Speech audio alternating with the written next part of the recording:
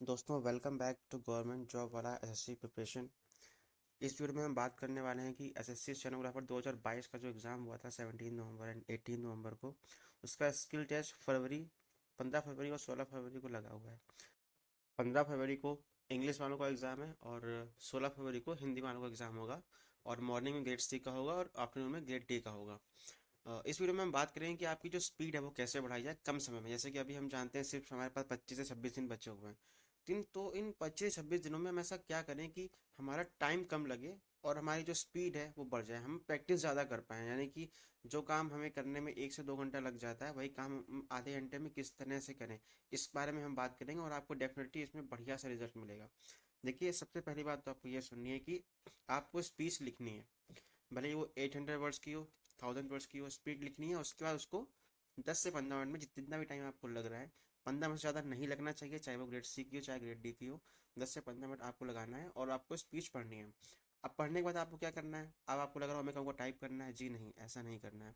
आपको क्या करना है, एक स्पीच लिखनी है, उसको पढ़ना है, फिर 5 से 10 मिनट रिलैक्स करना है, उसके बाद फिर से दूसरी स्पीच लिखनी है, फिर से उसको पढ़ना है, फिर 5 से 10 मिनट रिलैक्स करना है, फिर तीसरी स्पीच लिखनी है, फिर से उसको पढ़ना है, फिर रिलैक्स करना है, और फिर जो चौथी स्पीच आप लिखोगे उसको पढ़ोगे। उसके बाद जो चौथी स्पीच है उसको आपको टाइप करना है।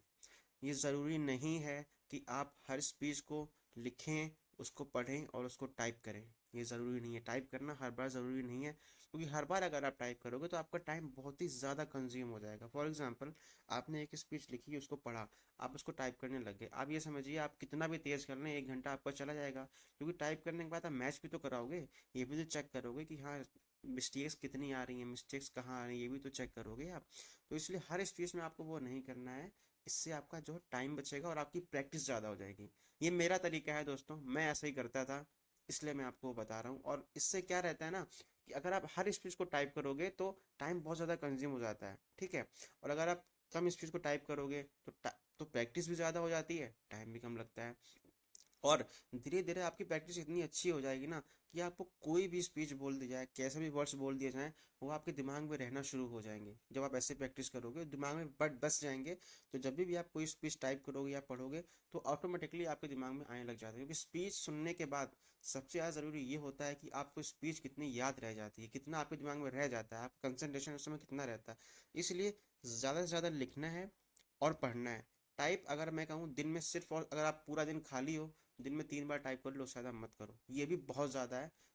3 बार इनफ है, उससे ज़्यादा करने की ज़रूरत नहीं है अगर आपको कम टाइम में ज़्यादा प्रैक्टिस करनी है। तो ये मेरा तरीका है, इसलिए मैं आपको बता रहा हूँ। अब मैं दिखा रहा हूँ आपको करना कैसे है, आप अपनी स्क्रीन पर देखिएगा। आप स्क्रीन पर देखिए, आपने एक पेज लिखा, या मैं स्पीच लिख रहा हूँ, ये दूसरा पेज आया, आपने दूसरा पेज लिखा, और आपने फिर इसको पढ़ा, और पढ़ने के बाद जो भी वर्ड्स आपको समझ में नहीं आए उनको आपने ऐसे करके लिख लिया। और लिखने के बाद उनको आपने इस तरह से प्रैक्टिस किया 2 से 3 बार लिख करके, ठीक है। ये चीज़ें आपको करनी है हर बार। और ये चीज़ें आपको तब भी करनी है आप टाइप कर रहे हैं उस टाइम की आपको करनी है कि आपने स्पीच लिखी, उसको आपने पढ़ लिया, फिर आपने गोला लगाया कि हाँ भाई ये जो वर्ड है ये यार मुझे नहीं आ रहा है, ये मैं लिख नहीं पाया था, ये मैं पढ़ नहीं पाया था। तो आपने ऐसे करके उसको लिखा और उन वर्ड की स्टेनो बनाई, आपने शॉर्ट हैंड में उसको लिखा, और फिर उन्हीं वर्ड्स की आपको प्रैक्टिस भी करनी है। इस तरह से भाई साहब आपकी स्पीड बढ़ेगी। ध्यान रखिएगा, बहुत ज़रूरी बात बता रहा हूँ आपको, शायद किसी ने आज तक ना बताई हो। तो प्लीज़ इस तरह से प्रैक्टिस करिए, बहुत अच्छा रिजल्ट मिलेगा। आई थिंक कि आप लोग समझ गए होंगे कि आपको कैसे अपना टाइम बचाना है और कैसे आपको कम टाइम में ज़्यादा प्रैक्टिस करनी है। जितने ज़्यादा आप स्पीच लिखोगे ना भाई, उसके बाद उसको पढ़ोगे, आपको उतना ही ज़्यादा एक्यूरेसी आएगी, ठीक है। तो इसको अभी से करना शुरू कर दो। आप देखिएगा 5 से 6 दिनों में ना आपकी जो एक्यूरेसी बढ़ेगी, जो आपका कॉन्फिडेंस बढ़ेगा, वो नेक्स्ट लेवल का होगा। ये बहुत ही बड़ी बात बता रहा हूँ आपको, इसको ध्यान रखना है आपको कि हर स्पीच को टाइप नहीं करना है।